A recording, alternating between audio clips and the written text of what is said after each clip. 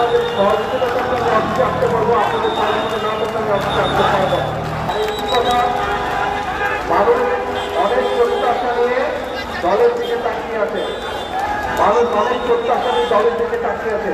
তবে এখানে যে সকল নেতা কর্মী আছে, সারা দেশে আমাদের যে সকল নেতা কর্মী আছে, আমাদেরকে ধৈর্য ধরতে হবে, আমাদেরকে আইন শৃঙ্খলার ভিতরে থাকতে হবে এবং আমাদেরকে মানুষের সাথে দাঁড়াতে হবে।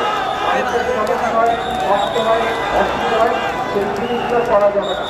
একই সাথে অনেক সমস্যা আছে গেছে, মানুষকে বোঝাতে হবে, মানুষের কাছে দাঁড়াতে হবে, মানুষকে ধৈর্য ধারণ করার চেষ্টা করতে হবে বা ধৈর্য ধারণ সহযোগিতা করতে হবে মানুষকে।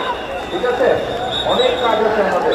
এখন প্রথম নম্বর কাজ হচ্ছে, 1 নম্বর কাজ হচ্ছে রাস্তাকে ক্লিয়ার করতে হবে, অফিসে যাতে আমি আসতে পারি। আপনাদের সহযোগিতার জন্য আমি অফিসে আসতে পারবো, আপনাদের সহযোগিতা না করলে আমি অফিসে আসতে পারবো। আপনারা কি চান আমি অফিসে আসে? তাহলে আপনাদের সহযোগিতা করতে হবে, পরিবেশটা নর্মাল রাখতে হবে। রাখা যাবে কি না? আমি আরো দিন আসবো, আমি স্বাভাবিক করবেন, তাহলে আমি আসবো। আর যদি স্বাভাবিক রাখতে তাহলে কিন্তু এখানে আমার কথা আসতে সম্ভব হবে না।